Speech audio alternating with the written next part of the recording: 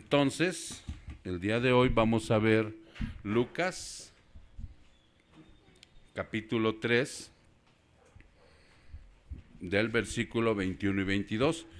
Y de ahí vamos a desprender la predicación, para que de esa manera ustedes, mis hermanos, vayan observando y corroboren a través de la palabra y de una buena exégesis que lo que dice la Biblia es verdad. ¿Ya están ahí, mis hermanos? Lucas 3, 21 y 22. ¿Sale?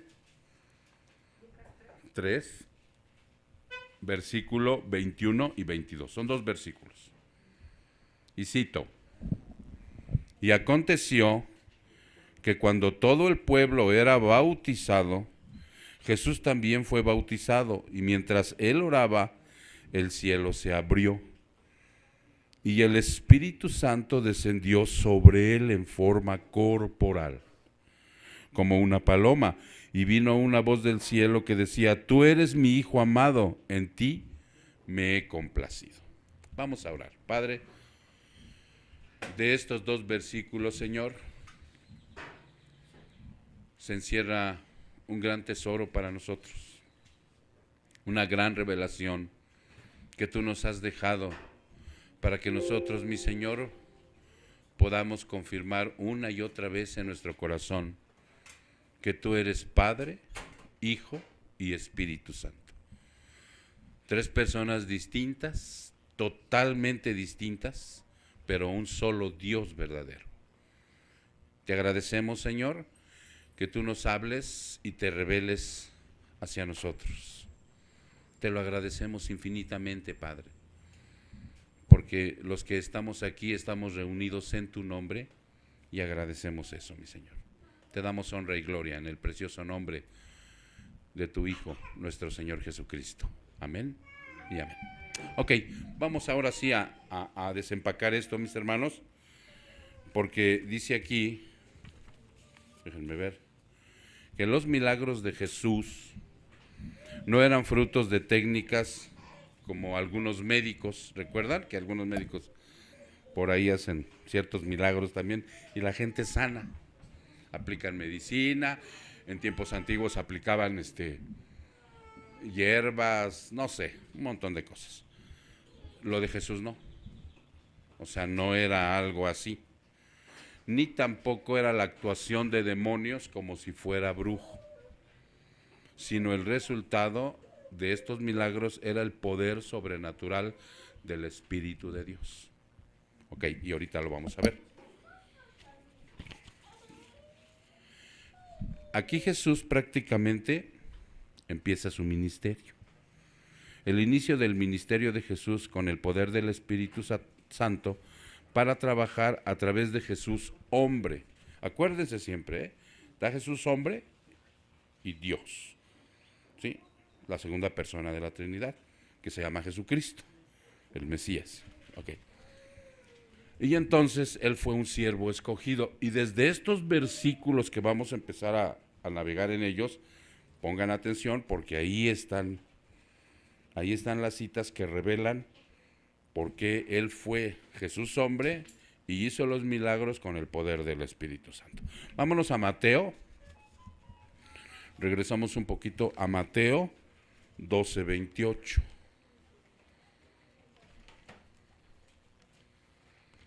Mateo 12:28 dice.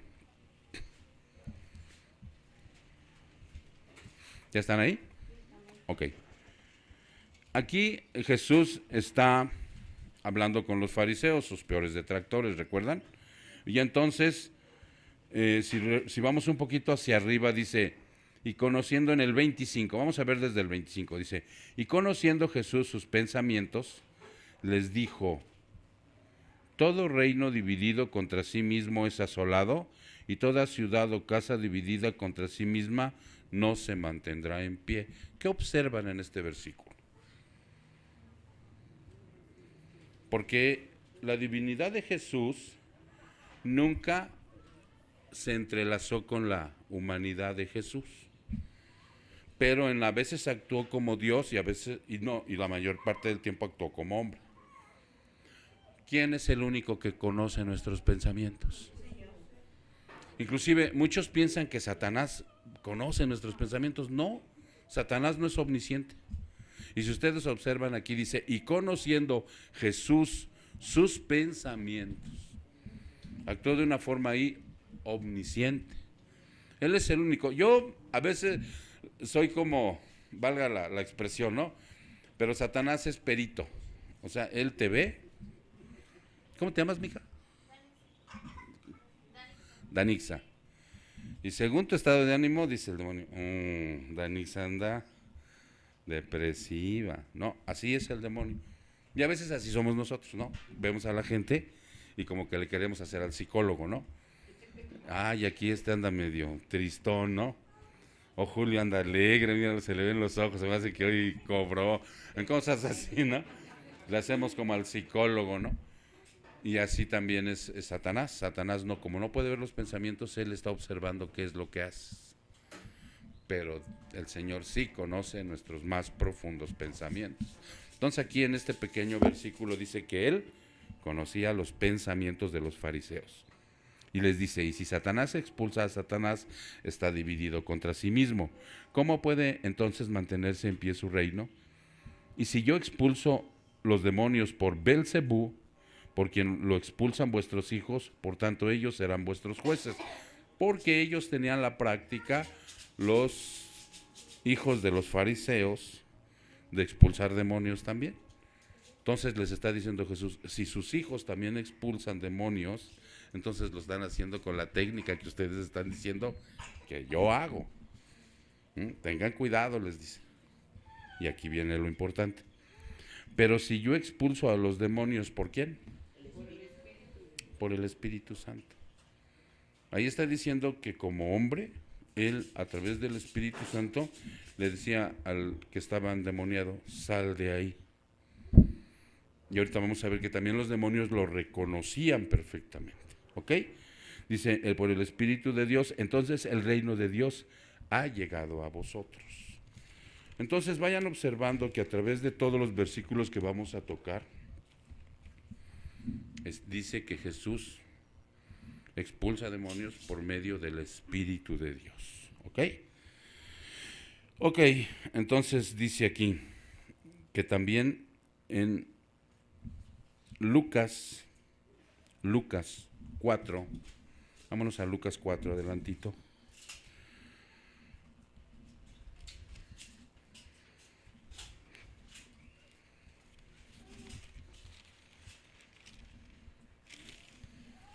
Lucas 4, vamos a ver del versículo 1 hasta el 3. Dice Jesús, ¿lleno de quién? Del Espíritu Santo. ¿Recuerdan que cuando nosotros nacemos de nuevo, el Espíritu Santo viene a morar en nosotros? Es el Espíritu de Dios. Es la tercera persona de la Trinidad. Por eso yo les digo, hermanos, que el que ha nacido de nuevo cambia totalmente, o sea, va cambiando su manera de pensar, de hablar, de actuar, ¿sí? Hace caso a lo que Dios le dice, porque nada más ni nada menos que el Espíritu de Dios está viviendo dentro de nosotros. ¿Ya se entendió?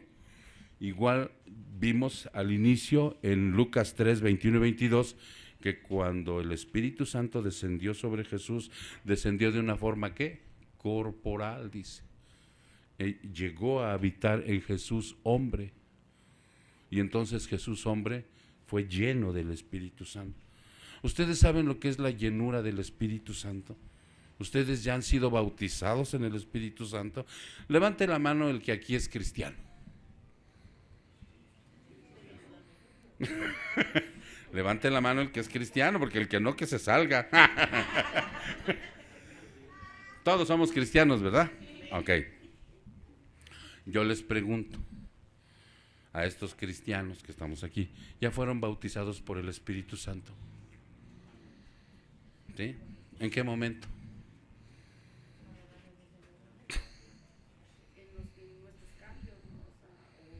A ver, pues, o sea, Maritza por ahí ya contestó porque ya se la sabe.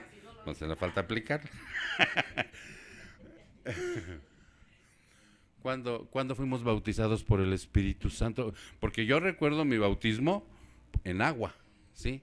Que fue hace, no sé, algún tiempo, no recuerdo ahorita la fecha, pero sí me acuerdo recuerdo el de Aldair que estaba ahogando y que mi hermana Marita hasta la patita levantó. Pero bueno, pero el del Espíritu, ¿cuándo fueron bautizados en el Espíritu? Por ahí va, Graciela, por ahí va. Es cuando uno nace de nuevo. Esa es la llenura del Espíritu. Ese es cuando te sella el Espíritu Santo, te sella, ahí tú ya tienes esa no es la llenura, perdón. Ese es el bautismo del Espíritu. Más que emoción, es algo intangible, porque recuerdan que Nicodemo le dijo al sacerdote, Jesús le dijo a Nicodemo, cuando tú naces de nuevo, mijo, el viento sopla. Y no sabe tú ni de dónde viene, ni a dónde va. Con esto le estaba diciendo, mis hermanos, que nosotros no tenemos control de lo que hace el Espíritu Santo cuando nacemos. No tenemos un control. Y se va expresando en el cambio. ¿Sí me explico? Y esa es la llenura. Cuando tú estás lleno del Espíritu Santo, entonces tú estás dando frutos, estás dando cambios, evidencias de que eres hijo de Dios. Pero el bautismo del Espíritu y el sello que te pone el Señor de aquí hasta que entregues el equipo, o sea, es cuando tú naces de nuevo. ¿Ya se entendió? Entonces dice aquí en el versículo 1 que Jesús, lleno del Espíritu Santo, volvió del Jordán y fue llevado por el Espíritu.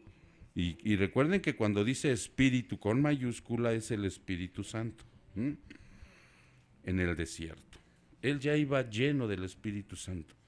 Y dijimos el domingo que a él llegó a vivir el Espíritu Santo en una plenitud tremenda, porque era un hombre perfecto, sin pecado, que no es lo mismo con nosotros, ¿no? Cuando llega a vivir el Espíritu Santo a nosotros, híjole, se tiene que abrir paso entre tanta oscuridad que hay ahí, ¿no? Para que vaya trabajando con nosotros. Okay. Y entonces Lucas 4, del 1 al 13, dice que hay 3 formas aquí, en estos 13 versículos que vamos a ver. Vamos a ver cómo se desarrolla el poder del Espíritu Santo. 2, la relación especial de Jesús con el Padre. Y 3, el conflicto que tiene Jesús con Satanás. Y si tú observas, hermano, es lo mismo que nosotros tenemos que vivir. Pero en primer lugar está ¿qué? El poder del Espíritu Santo. Entonces dice el 2, por 40 días siendo tentado por el diablo, y no comió nada durante esos días, pasados los cuales tuvo hambre. Ahí viene una naturaleza de Jesús humana, ¿no?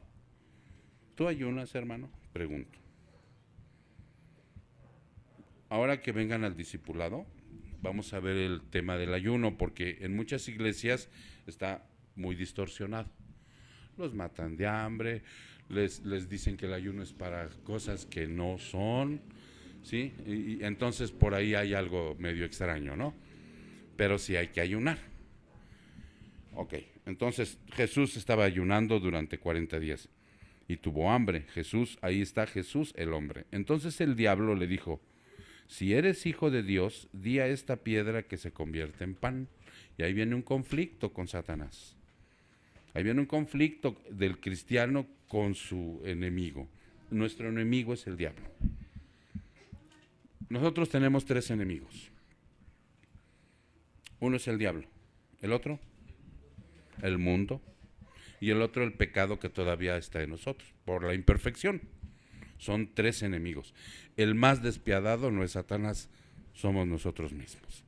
Porque Satanás lo único que hace es que precisamente te observa y dice, híjole, anda como agua para chocolate y ¡pras! Te espolea, exactamente. Exactamente, te espolea, te empieza a echar porras, ¿no? Y entonces el 4 dice, Jesús le respondió, escrito está, no solo de pan vivirá el hombre. Y ahí Jesús empieza a producir con el poder del Espíritu Santo la relación tan especial que tiene con su Padre, porque conoce la palabra. ¿Ya se entendió? Entonces es lo mismo que nos sucede a nosotros con el poder del Espíritu Santo. Si tú tienes al Espíritu Santo, viene la tentación, viene la situación, entonces lo que tienes que hacer es que al tener la relación con el Padre y conocer la palabra, porque tener una relación con el Padre no es emoción, es conocimiento, ¿sí? Para desarrollarlo a través de la relación con el Padre.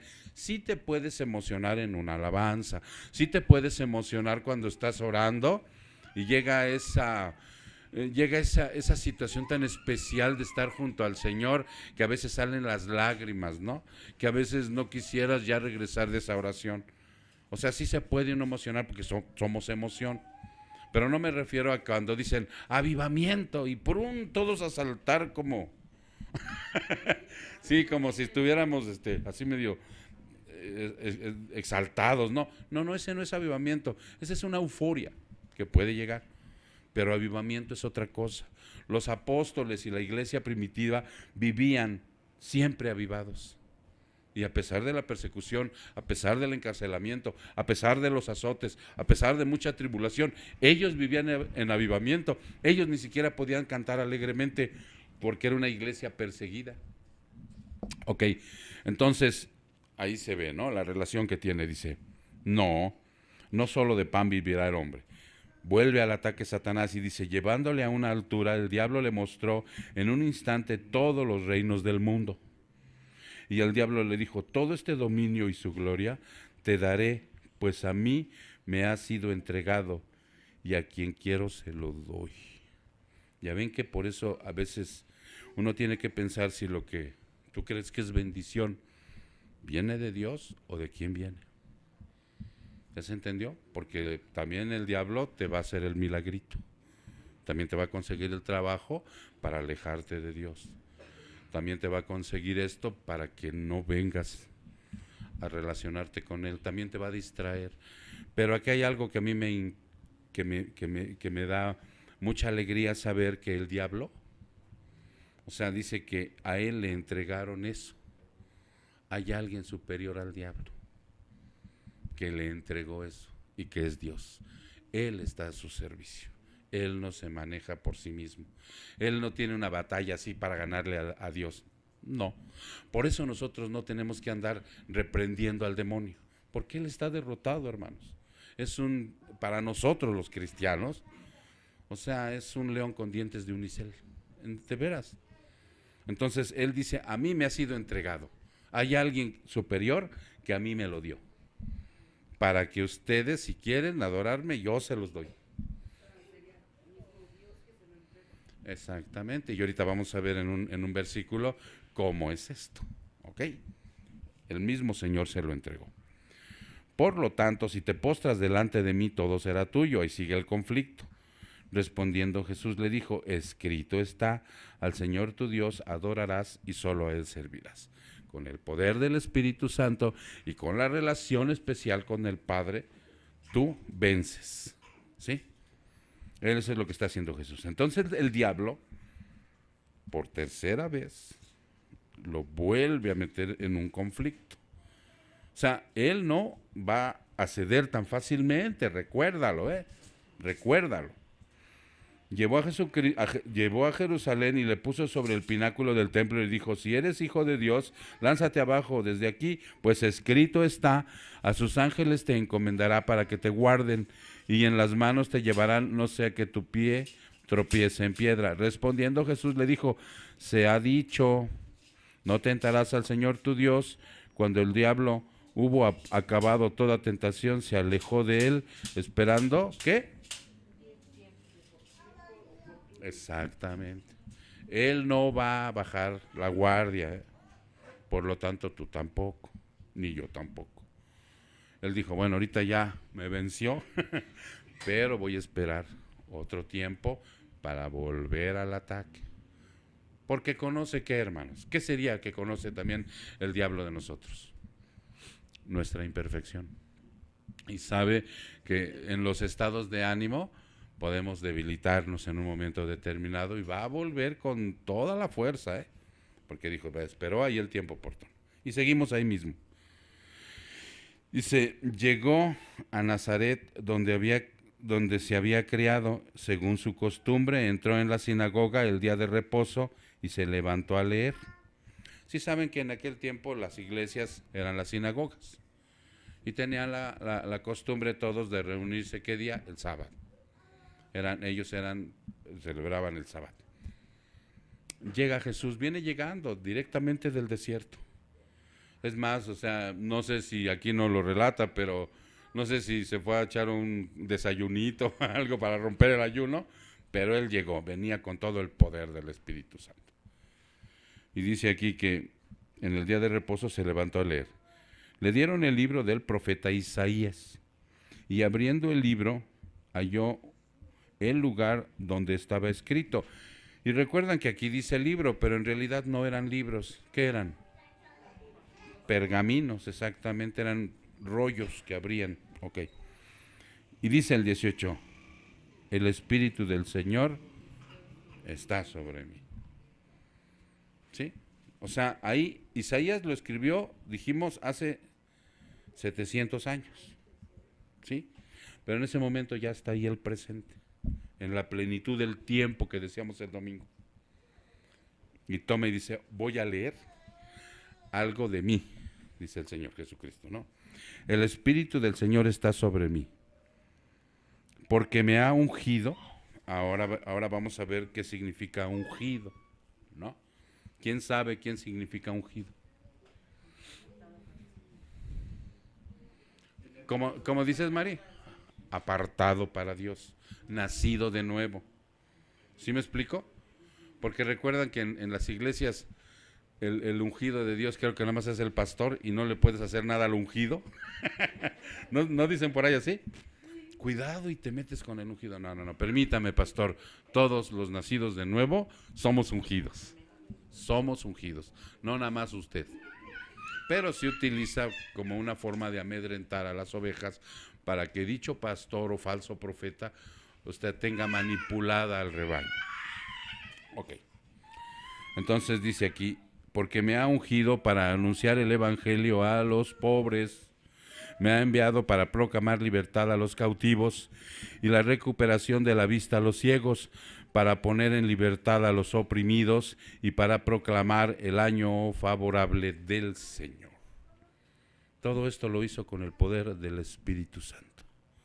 Porque Él, en verdad, si ustedes observan esta parte, dice que le dio libertad a los presos, porque ese es un cautivo, un preso. ¿Le dio la vista a quién? A los ciegos. Puso en libertad a los oprimidos. Y ahí no te está hablando de la cuestión milagro física, sino te está hablando de la salvación y de la opresión del pecado, del cautiverio del pecado. Dice Juan 9, todo el capítulo, cuando dice que le da la vista a un ciego de nacimiento, eso es lo que nos está diciendo, que todos venimos a este mundo, todos sin excepción alguno, ciegos de nacimiento, ciegos de nacimiento. Por eso lo agarra y dice, ahorita les voy a dar la enseñanza, y lo levanta y le dice, ven, chato, vamos a dar una enseñanza preciosa que va a quedar para la posteridad hasta cuando yo regrese. Y entonces sí le da vista a los ciegos, porque todos nacemos ciegos de nacimiento, y para proclamar el año favorable del Señor, que es el 19. Ese año favorable del Señor es la era de ahorita, es la era de la gracia. Porque si ustedes observan tantito Isaías, vámonos a Isaías, sin perder ahí, no le pierdan su dedito ahí a Lucas. Pero si regresamos tantito a Isaías 61, quiero que ustedes conozcan esto perfectamente. 61, en el versículo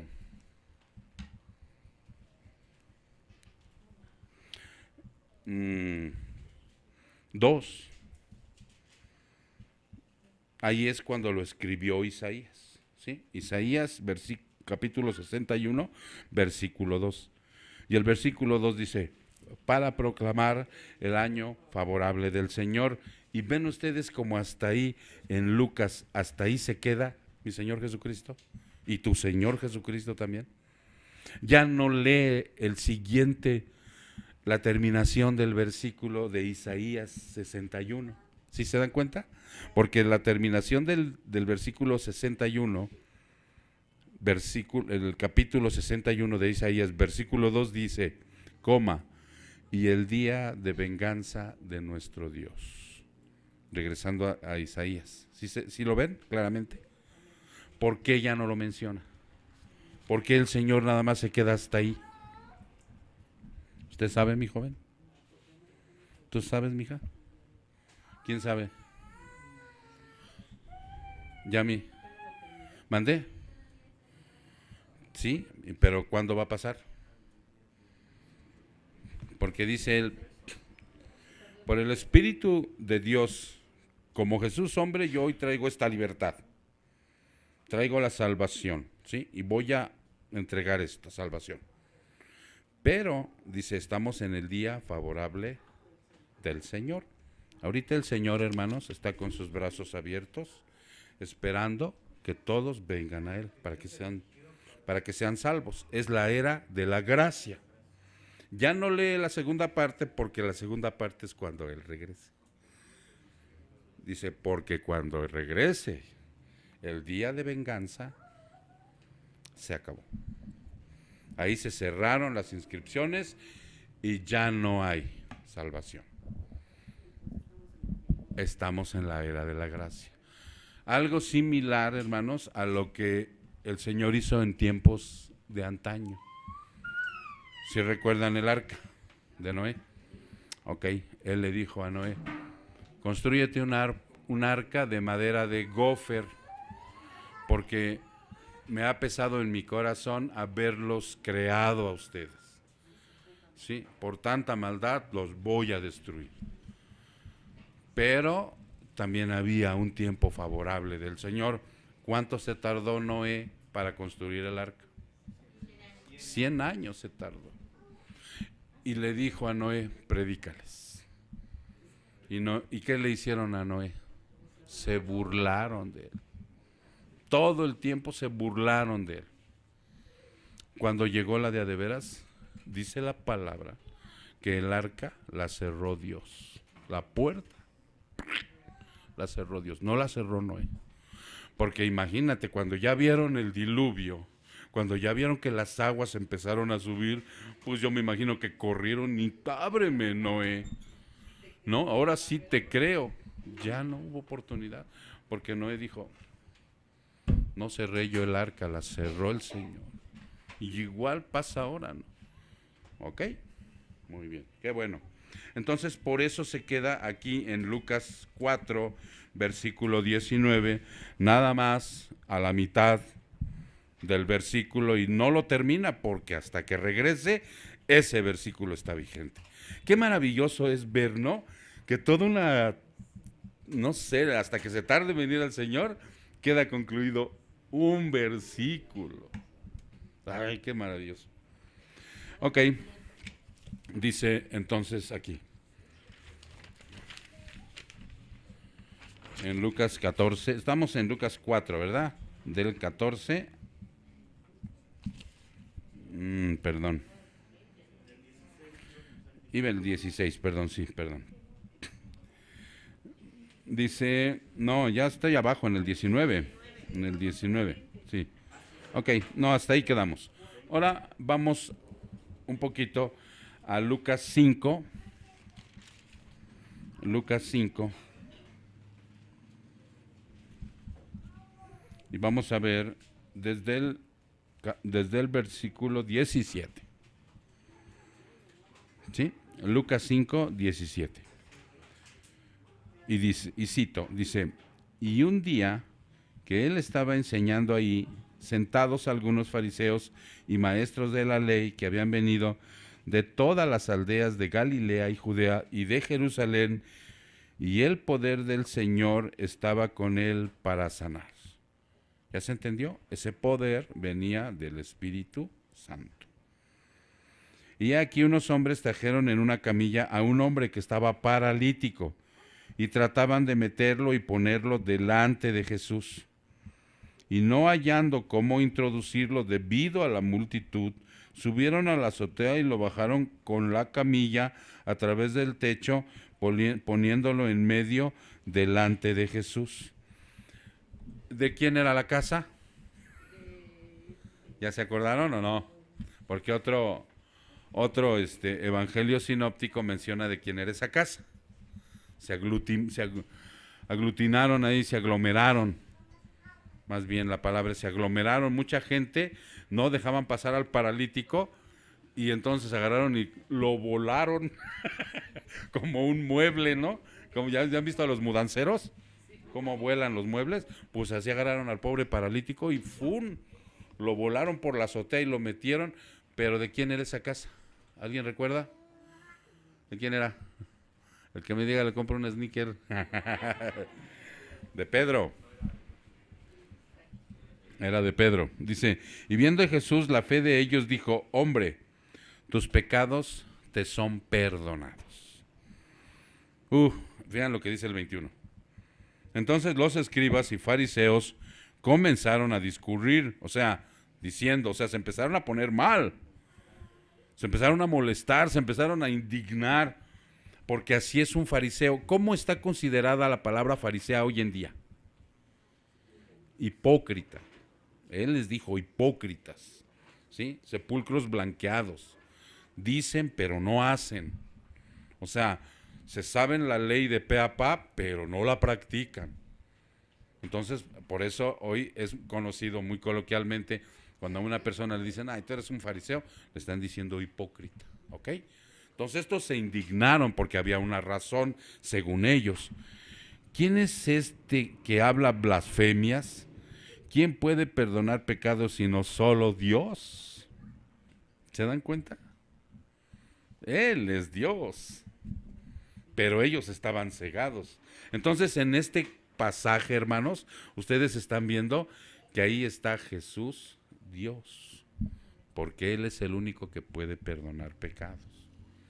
Ya se empiezan a dar cuenta cómo está, por un lado, la naturaleza humana con el poder del Espíritu haciendo milagros, prodigios, y por el otro lado está la naturaleza divina perdonando pecados, y además dice aquí, conociendo Jesús sus pensamientos, de nuevo está siendo omnisciente ahí Jesús, porque el único que conoce lo que tú estás pensando ahorita es Dios, nadie más.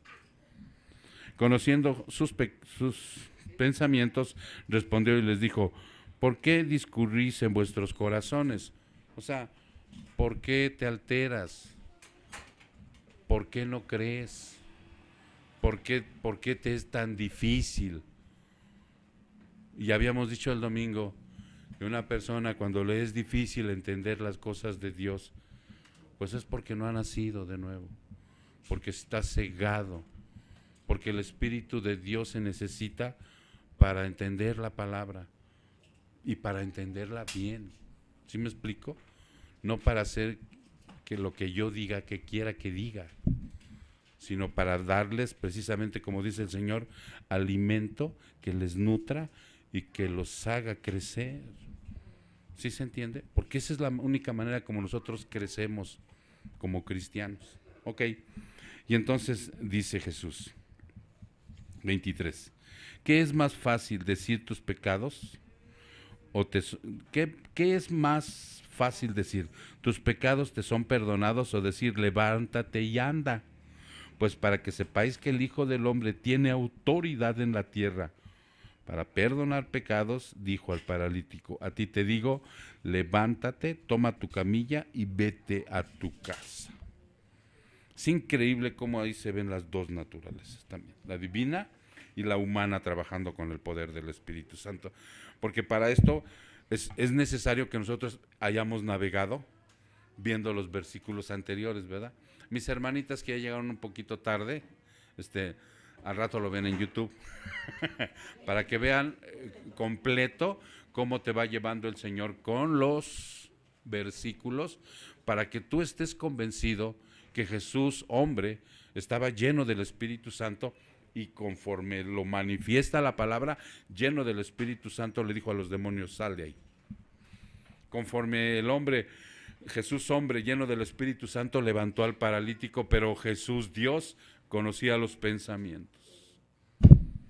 No, porque cuando lo bautizaron, descendió el Espíritu Santo sobre Jesús, hombre perfecto.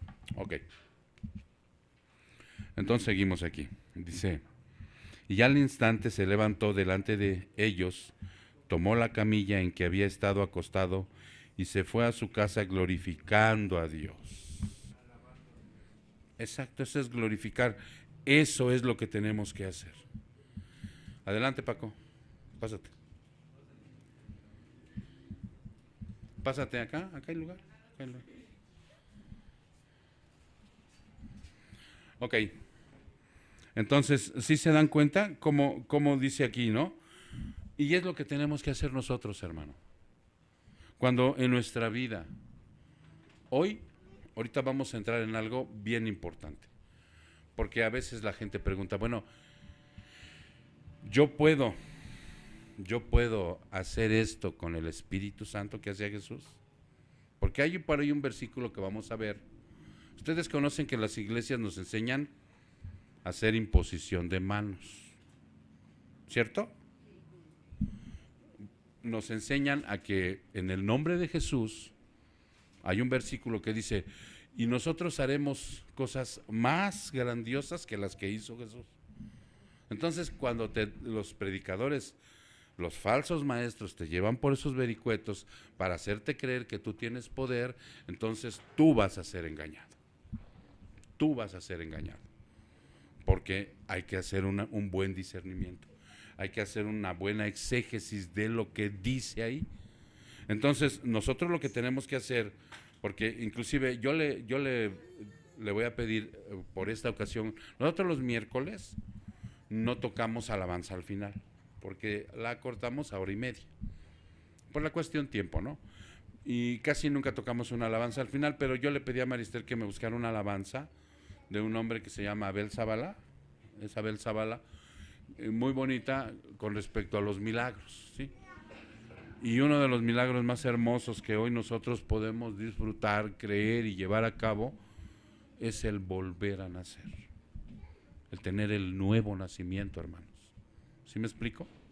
Entonces, hoy nosotros tenemos que hacer lo que hizo este hombre paralítico, porque a veces así nos encontramos nosotros como este paralítico. Este paralítico, si ustedes vieron la historia, no podía caminar. Este paralítico lo tuvieron que volar literalmente para que pudiera llegar a Jesús.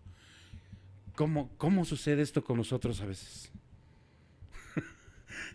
Te están predicando, trabajan contigo, casi te llevan a rastras a la iglesia, ¿sí o no? Literalmente te tienen que volar. Ya traemos este que no puede caminar, ¿no? Ya traemos este que está ciego de nacimiento, no ve. O sea, como dicen los chavos, bien, estás viendo y no ves. Ya traemos a este preso de sus pecados. Ya lo traemos. ¿Qué más decía Isaías 61?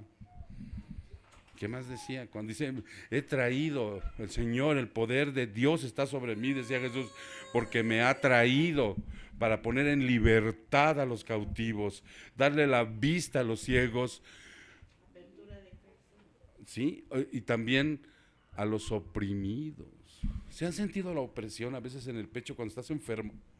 ¿Cómo se siente que te falte el aire? Literalmente esa es la opresión. Bueno, pues así se siente uno durante toda la vida. Hoy les posteé un audio que hablaba de la salvación. Y a veces dicen, ay, ¿cómo de la salvación? Si de la salvación ya no lo sabemos. Pero a veces no todo, ¿no? Y decía ese audio que cuando tú, dice, Jesús es la luz del mundo y tú andas ciego.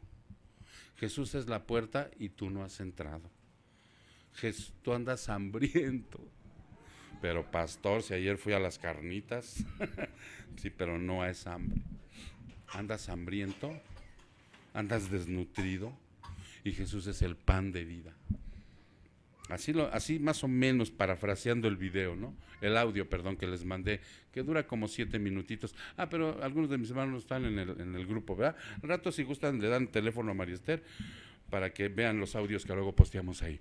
Y entonces decía, si tú sientes este tipo de hambre, este tipo de tiniebla y este tipo de que no le encuentras sabor a la vida, tú no tienes una relación con Dios.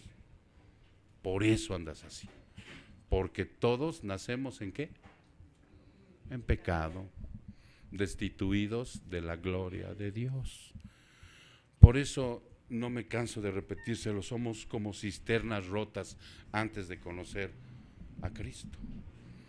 Todo lo que quieres llenar ahí, por un lado entra y por el otro sale, igual como las orejotas. Por aquí entra la palabra y por aquí se sale. Entonces, cisternas rotas, cuando llega el Señor y resana esa cisterna, entonces lo que entra te llena, se queda, porque ahí está Él, porque tienes una buena relación con Él. Y es lo que está diciendo aquí el paralítico, dice, y al instante se levantó cuando vio este milagro que había hecho con él, ¿sí? Tomó la camilla en que había estado acostado y se fue a su casa alabando y glorificando a Dios. Porque eso es lo que se tiene que hacer de aquí para adelante. Yo con mi vida, una vez que Dios me ha hecho el milagro de nacer de nuevo, de conocerle, de tener una relación con Él, de santificarme, de santificar mi matrimonio, mis relaciones destruidas, hoy conozco el perdón, hoy conozco la misericordia, hoy conozco toda esta serie de valores que Dios ha traído a mi vida, y por medio del poder de ¿quién? Del Espíritu Santo, porque Él es el que está viviendo ahorita. ¿Qué dijo Cristo? Yo me voy, sí, yo me voy a la diestra. ¿Y saben por qué dice a la diestra del Padre y voy a estar ahí sentado? ¿Saben qué significado tiene que Dios está sentado a la diestra del Padre? Bueno, sí, obviamente está intercediendo todo el tiempo por nosotros, pero el significado de estar sentado tiene un significado bien precioso, hermanos. A lo mejor ustedes nunca lo han visto, pero hoy lo van a conocer. Miren, en el Antiguo Testamento, los sacerdotes todo el tiempo estaban parados. Todo el bendito tiempo estaban parados. No tenían un solo lugar. Si ustedes ven el tabernáculo, no había sillas. Tenían que estar parados. ¿Por qué razón? Porque hay una razón.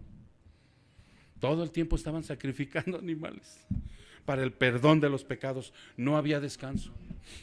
No había descanso porque tenían que estar perdone pecados, pidiéndole a Dios. O sea, no había un descanso. Llega Cristo, el sacerdote perfecto, la ofrenda perfecta, y ahora está sentado nuestro gran sumo sacerdote. Ya no tiene que estar haciendo más sacrificio, porque ya lo hizo una vez y para siempre. Y los que llegamos a Él, dice, no es por tus obras, hijo, no te desgastes. Ahora ya nada más, si eres nacido de nuevo, haz lo que te digo, porque ya estás capacitado para hacerlo. ¿Ya se entendió? Entonces, por eso nuestro gran sumo sacerdote ya está sentado, porque ya no hay más sacrificios que hacer, ya no hay más hostias que comer, ya no hay más ¿cómo se llama? Transubstanciación que hacer, porque ellos lo que hacen es una transubstanciación cuando hacen la cena. Lo vuelven a sacrificar. ¿Sí sabían eso? Lo vuelven a sacrificar. Nosotros ya no, hermano. Él ya no. Cristo tenía 3 oficios. Uno es el de sacerdote. ¿Cuáles son los otros 2? Rey. ¿Y el otro?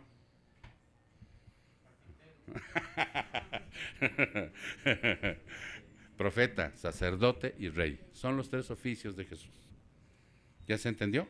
Son los 3 que realizó aquí en la tierra. Y ahorita todavía no viene el reino milenial. pero ya está como rey allá arriba. Y está como nuestro gran sumo sacerdote, intercediendo todo el tiempo por nosotros. Y como profeta, él predicó la palabra aquí. ¿Ok? Ok, entonces dice, ya nada más terminamos con esto. Y el asombro se apoderó de todos y glorificaban a Dios y se llenaron de temor diciendo, hoy hemos visto cosas extraordinarias. Es lo que nosotros, hermano, queremos que tú, cada que vienes a la palabra, tú te lleves eso extraordinario de lo que se predicó el día de hoy. Y que llegues a tu casa y si pues en ese momento ya no tienes tiempo, que en el momento del otro día o en la noche que ya estés a solas y tengas tiempo, te vuelvas a deleitar con algo. Empieces a buscar algo. Por eso yo les digo a mis hermanos, nosotros, sí o no, es verdad que cuando tenemos un deseo de tipo material o carnal o mundano, hasta ahorramos para comprarlo, ¿no? Dices, ese carrito, ¿no? Y te pones las pilas y, híjole, quiero ir a ese lugar para hora de vacaciones. Y ahorras 10,000, 15,000, 20,000 pesos y vas y lo disfrutas. Y está bien. O sea, yo no estoy peleado con eso. Pero sí te digo que pudieras tener el mismo ahínco y el mismo fervor como para comprarte libros, comentarios bíblicos, Biblias de estudio que traen discernimiento aquí abajo y te deleites con la palabra, porque tú lees y dices, bueno, pero ¿qué dice aquí? Y te vuelvas un buen cristiano que indaga la palabra, que la conoce y sobre todo que la va a enseñar bien. ¿Ya se entendió? Por eso hace el esfuerzo, hermano. Mira, nosotros aquí no tenemos una librería, pero si nosotros compramos Biblias, nosotros tenemos una librería que en cuanto tú me digas, pastor, ya estoy ahorrando una Biblia de estas, de estudio, miren, esta ya está desvencijada y qué bueno porque se usa, ¿no? Vale como 800 pesos, ¿no, Pepe? 800 pesos. Un comentario bíblico de Matthew Henry vale 1,200 pesos. Un comentario de MacArthur, son pastores que te estoy hablando de sana doctrina. ¿Sí? También andan entre los 700, 800 pesos. Pero vale la pena que tú te vayas haciendo una biblioteca, que ese fuera tu lugarcito donde estuviera un tesoro, porque donde está tu tesoro, ahí está tu corazón. Y que tú te deleitaras de veras, así como te afanas en comprar algo, en ahorrar para algo. Que tú empezaras a buscar todo esto, hermano. ¿Sí se entiende? Para que tú...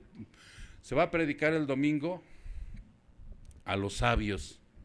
¿Sí saben quiénes son los sabios? Los Reyes Magos, tan famosos, ¿no? Okay. Que yo no sé de dónde sacaron, que se llamaba Melchor, Gaspar y Baltasar, pero así le pusieron por ahí en una religión falsa, ¿no? Han de haber sacado de los libros de historia. Pero aquí en la Biblia dice que eran unos sabios, que venían de Oriente, y no eran tres, era toda una caravana, ¿no? Y se va a predicar de ellos y van a ver cosas preciosas en esos versículos que, si no mal recuerdo y los tienen allá a la mano, Pepe, me parece que es del 26, no, es capítulo 2, versículo del 1 al no sé cuál, ahorita no lo checa Pepe. Ok, y entonces pues vamos hacia lo demás. Les decía yo que hay un versículo, vámonos a Marcos, del 1 al 12, los sabios, ¿sí? Vámonos a Marcos, el Evangelio de Marcos, está atrásito de Lucas, en el capítulo 16. Vamos a ver desde el 14, porque vamos a ir haciendo un discernimiento, ¿ok?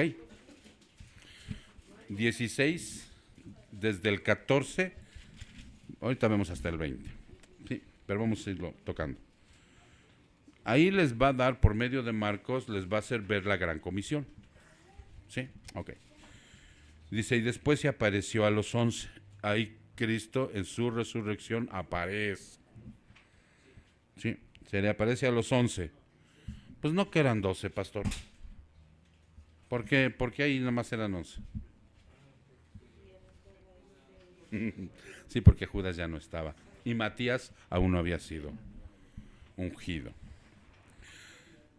Mismos, cuando estaban sentados a la mesa, y los felicitó. ¿Así dice tu Biblia?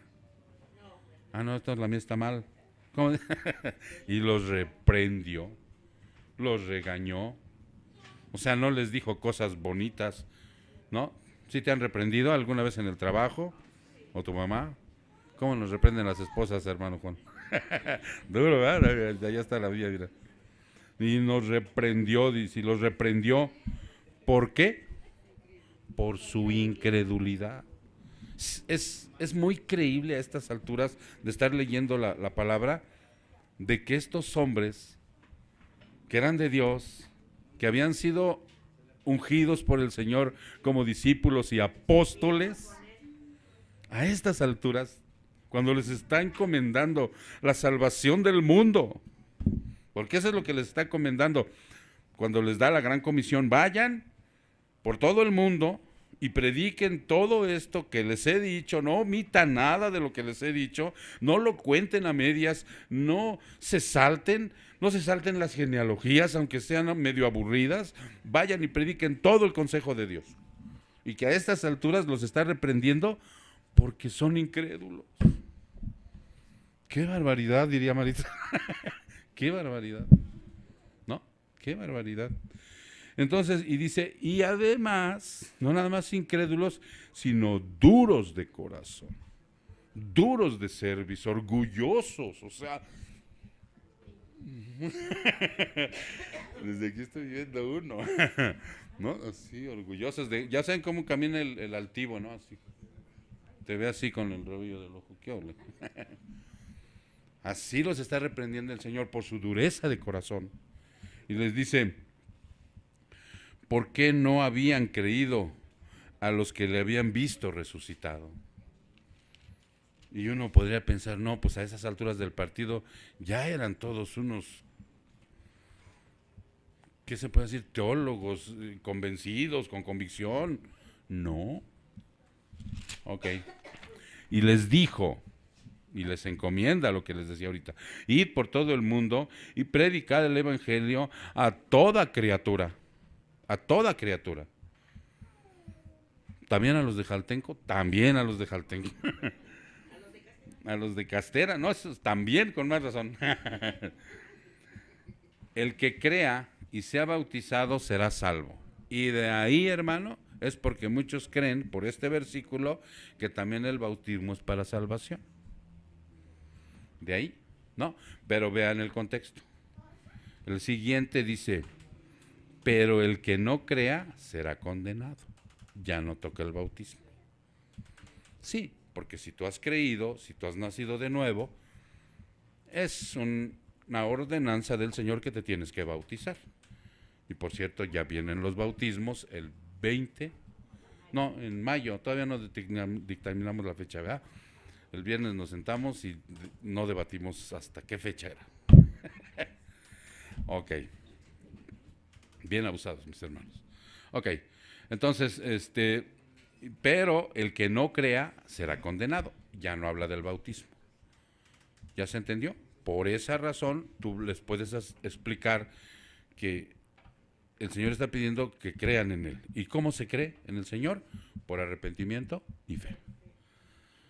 Y si me bautizo, y si me muero antes de bautizarme, sí me voy con el Señor, sí soy salvo, si te arrepentiste y creíste, sí, no hay problema, porque no, el bautismo no es para salvación. Ok.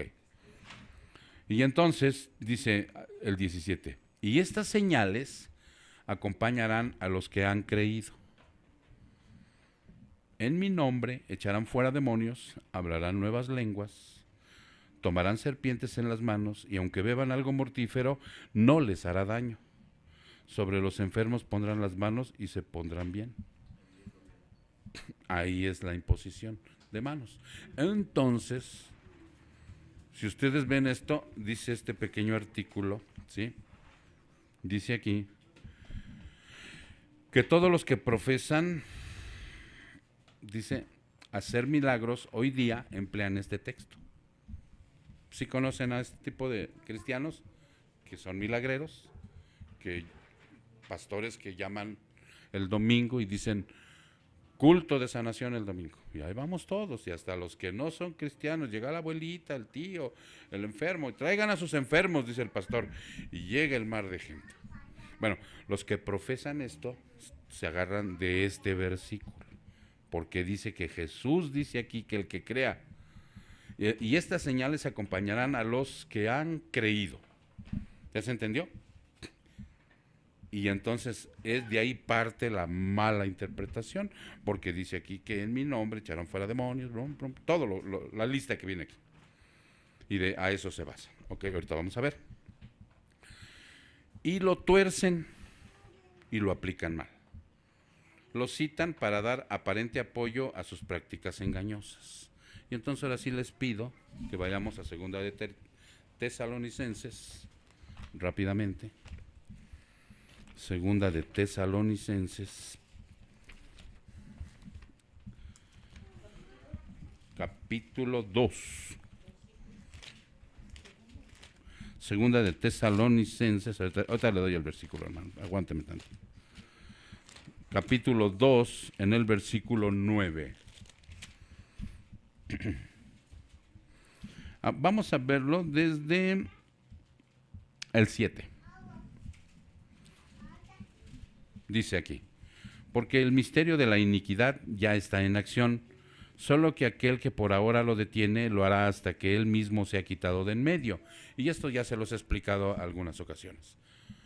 Pablo está hablando a la iglesia de Tesalónica y le está diciendo que no se preocupen, que el Señor no ha venido, porque ellos fueron con un chisme, alguien fue con un chisme a la iglesia y le dijeron, ¿qué creen que el Señor ya vino? Y les dice, no se preocupen, el Señor no va a venir hasta que pase esto. Dice, porque el misterio de la iniquidad ya está en acción. Y solo aquel que por ahora lo detiene lo hará hasta que él mismo sea quitado del medio. Se cree que es la iglesia. Cuando la iglesia sea arrebatada, aparecerá el hombre de pecado. ¿Ok? 8. Y entonces será revelado este inicuo, a quien el Señor matará con el espíritu de su boca y destruirá con el resplandor de su venida. ¿Quién? El último anticristo. 9. Este inicuo, dice inicuo, cuya venida es conforme a la actividad de ¿quién? De Satanás. Y como es con la actividad de Satanás, dice que viene con todo poder y señales y prodigios mentirosos. O sea, tiene poder para engañar, tiene poder para hacer milagros, tiene poder para hacer muchas cosas dentro de la iglesia, fuera de la iglesia. Okay. 10. Y con todo engaño de iniquidad para los que se pierden, porque no recibieron el amor de la verdad para ser salvos. Y aquí viene el 11, donde dice, ¿quién le da este poder? Por esto, Dios les enviará un poder engañoso para que crean en la mentira. Si tú, hermano, crees que ahora puedes imponer tus manos y puedes beber cosa mortífera y no te hará daño. Por ahí un hombre el otro día se mató, un pastor, ¿no recuerdas? ¿No tienes el dato? ¿No recuerdas? Siguiendo este versículo y torciendo lo agarró y se empinó el veneno y se murió. Porque dijo, yo creo en la promesa que hizo Jesús y se los voy a demostrar y se murió. Porque esto, ahorita les voy a decir cómo está el asunto, ¿no? Pero ya vieron quién manda ese poder para que crean en la mentira. Dios. Dios le da ese poder, de lo que preguntaba hace rato mi hermana Sisi. Satanás les dijo, a mí se me ha entregado todo esto y yo si quiero te lo doy. Nomás adórame. Ok, entonces dice el 12, a fin de que sean juzgados todos los que no creyeron en la verdad, sino que se complacieron en la iniquidad. Okay. Este versículo de Marcos 16, del 17 al 28, dice que era para los apóstoles nada más. ¿Cómo los reprendió en el 14? ¿Qué les dijo? En Marcos 16, 14 les dijo, los reprendo por su incredulidad. Pero si creen, ahora que vayan a hacer esta comisión, yo los voy a investir de este poder, le dijo a los apóstoles. Era para ellos, hermano, no era para todos, porque si uno hubiese dicho, esto es para ustedes y los que vendrán después de ustedes, no es para los que crean, porque ustedes todavía son unos incrédulos, pero si ustedes creen, ustedes van a ser investidos de este poder, y ellos sí lo podían hacer. Pablo inclusive los entregaba a Satanás. Pablo los entregaba a Satanás. Bueno, y no literalmente agarraba y le decía, él lo que hacía, él lo que quería decir es, les quito el apoyo de la iglesia y los suelto al mundo y vas a ver cómo te van a zarandear, mi chato. Pero con el único fin de que se arrepintieran y regresaran. ¿Sí? Porque Dios es misericordia. Satanás no tiene misericordia. Ese sí te va a hacer papilla. Ok. Muy bien, entonces dice aquí, ¿quiénes son los que no creen? ¿Todo creyente? Se pregunta aquí este teólogo, dice, nadie cree que todo creyente puede hacer milagros, ni todo creyente del primer siglo hacía milagro, mucho menos todo creyente de ahora. Entonces, si la palabra creyente está limitada y no incluye a todo creyente, ¿a quién se refiere? ¿En qué contexto? Obsérvese que Cristo se dirige a los apóstoles desde el versículo 14. ¿Estamos de acuerdo? Finalmente se apareció a los 11 mismos, estando sentados en la mesa, y les reprochó su incredulidad y su dureza de corazón, porque no habían creído a los que le habían visto resucitado. A él los estaba recriminando. Jesús reprendió la incredulidad de los apóstoles porque estos no habían creído a los que habían visto al resucitado. Los reprendió por no creer. Los apóstoles mismos tenían corazones duros. Aunque eran apóstoles de Cristo, no siempre podían hacer milagros porque nosotros no pudimos. ¿Por qué nosotros no pudimos echarlo fuera? Una vez preguntaron. No sé si se acuerdan. A un endemoniado. Y lo echaron fuera a otros y le preguntan los apóstoles, ¿por qué no pudimos nosotros? Dijo, es que solo esto se logra con ayuno y oración. Que en realidad el original nomás dice oración. ¿No? Pero ese poder es el poder apostólico que existía en ese momento. Ya no hay apóstoles, hermano. Ya no hay profetas. Miren, por eso lo tenemos ahí. Efesios 2:20, edificado sobre el fundamento de los apóstoles y profetas, siendo Cristo Jesús mismo la piedra angular, en quien todo el edificio bien ajustado va creciendo para ser templo santo en el Señor. ¿Saben qué es un fundamento? Es la zapata del edificio. No sé si tú has visto, Juan, cuando están poniendo una obra, cómo ponen los cimientos. Ya sea una casita como esta, abren la cepa y ponen la cadena. Ese es un cimiento. Sea un edificio grandote, ponen unos tremendos, ¿no? Abajo. Ese es el cimiento. Entonces, si ese es el fundamento de los apóstoles y los profetas, hasta ahí se terminó. Ya no hay más fundamento porque dice, siendo Cristo Jesús mismo la piedra angular. ¿Saben por qué es piedra angular? Ya se los he explicado. Porque esta iglesia se llama piedra angular. ¿Cuál es la piedra angular? Cristo. Pero literalmente, ¿qué significa una piedra angular en un edificio? Es la piedra que sostiene todo. Es la que hace el ángulo, la más fuerte sobre las enseñanzas de Cristo que les dio a los apóstoles y a los profetas del Antiguo Testamento. Ahí está afincado el Evangelio. Y sobre eso, edifíquenle, mis chatos. Segundo piso, tercer piso, porque somos un templo santo de Dios. Pero ya no hay apóstoles ni profetas. Nada más hay maestros, pastores y evangelistas. ¿Y si existen también los otros? Sí existieron, pero ya están como fundamento. Punto. Ok. Entonces dice, al dar la gran comisión,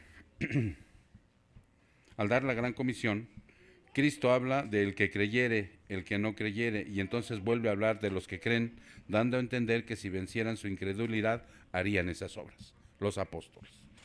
El libro de Hechos revela que los apóstoles sí dejaron de ser incrédulos y por lo tanto hicieron esas grandes señales.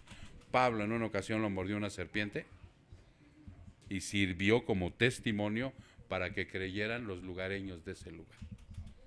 Valga la redundancia, ¿no? Ahora ya no, hermano. Ahora ya no. Ahora lo único que tenemos que hacer es, viene una pregunta. Entonces, estos milagros ya no están vigentes. ¿Ustedes qué creen? ¿Dios ya no hace milagros hoy en día?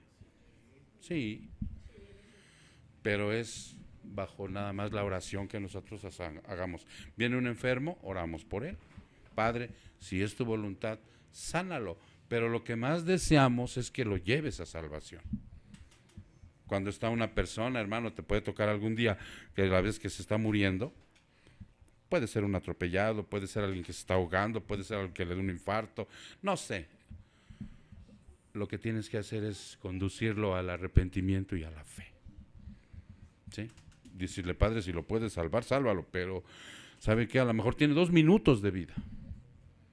No tiene más tiempo. Lo primordial es llévalo al arrepentimiento y la fe. Hay una película por ahí que se llama El poder de la cruz. Algún día véanla, está muy buena. Habla algo de esto, como los conduce un hombre, ¿verdad? Lo conduce un hombre en última instancia. Se avienta una bronca, pero él lo conduce a la salvación. Entonces, ese es el punto, hermanos, de que hoy nosotros sí podemos orar para que un milagro opere, pero ya no hacemos reuniones ni le... ¿Perdón?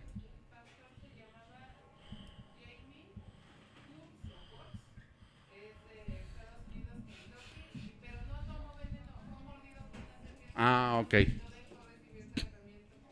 Por lo que decía Marcos 16. Sí, no, hermanos, nosotros somos creyentes, nosotros somos cristianos, pero evitemos ser fanáticos, ¿sí? El poder de Dios es inmenso, sí, yo creo en Él. Si yo veo un día que alguien entra aquí, una persona que es invidente, y a través del culto Dios lo sana, gloria a Dios, ¿no? Pero no por ir todos encima y ponerle las manos y hacer un montón como una especie de circo aquí. No, hermano. Hay que pedirle a Dios. Nosotros pedimos por los enfermos. Estos charlatanes que hacen esto, no sé si ustedes podrían ver algo muy lógico. Si realmente tuvieran el poder de sanar, ¿por qué no se van a los hospitales? Donde hay mucho enfermo, a la raza, a todo. No, llenan estadios, llenan iglesias y llenan con ese propósito. Y entonces dice el Señor, como no creyeron la verdad, pues les otorgo la mentira. Órale, Satanás, engáñalos. Y ahí están todos. ¿Sale, mis hermanos? Entonces ahí están los milagros de Jesús, ahí están las 2 naturalezas del Señor. Ya se dieron cuenta que el Señor hacía los milagros como hombre por el poder del Espíritu Santo, pero también fungía como Dios en algunas ocasiones, ¿sí? Ok, pónganse de pie, vamos a cantar esta alabanza.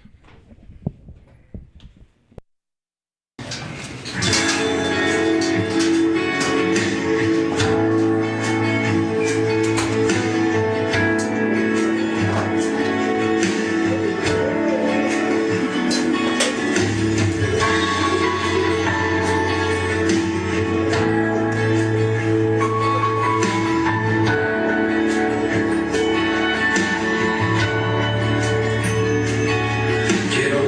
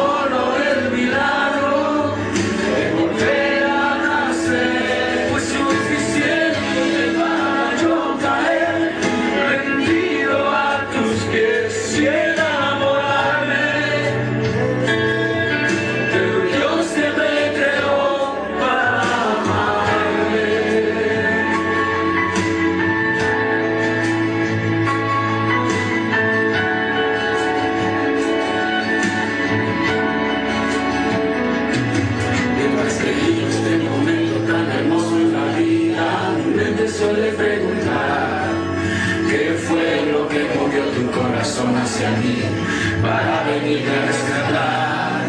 De lo profundo de mi ser, mi alma quiere decirte lo que siento por ti, Señor. Rendida está mi vida sin reservas a ti, te pertenece mi amor. Y no hace falta otro milagro para en ti poder creer. Tan solo el milagro de volver a nacer es suficiente para yo caer rendido a tus pies y enamorarme del Dios que me creó. Quieres que la vida que me da no es como una fantasía, no es una mera realidad. Cada experiencia que he vivido guardo como un tesoro en el fondo de mi corazón. Eres tú quien me coloca cada sueño que brota, eres mi felicidad.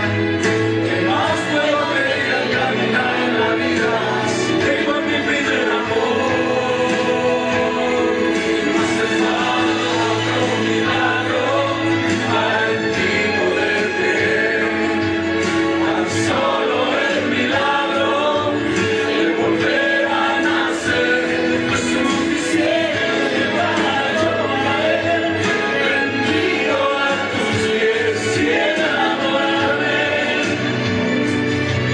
del Dios que me creó para amarte.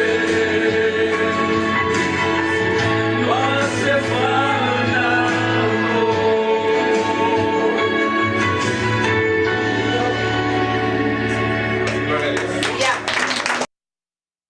Tomen su lugar, mis hermanos, ya nos vamos, nada más vamos a orar. Cierren sus ojos. Padre, te damos muchas gracias, Señor, por esta preciosa reunión que tuvimos el día de hoy, en donde tú has convocado a tus hijos, los has traído para que escuchen de tu palabra, Señor, y todos nos regocijemos con ella, mi Dios. Podamos cavilarla, Señor, durante mucho, mucho tiempo. Regocijarnos en ella, Padre, y todas las aplicaciones que hoy nos trajiste, mi Dios, ponerlas en práctica, para que de esa manera yo siga, Padre mío, exaltando tu nombre ante los gentiles, ante los incrédulos, Padre, que tu nombre, Señor, no sea blasfemado por nuestra causa, mi Dios, todo lo contrario, que sea exaltado, Padre. Te damos honra y gloria, Padre, en el precioso nombre de Cristo Jesús. Su pueblo dice, amén. Estamos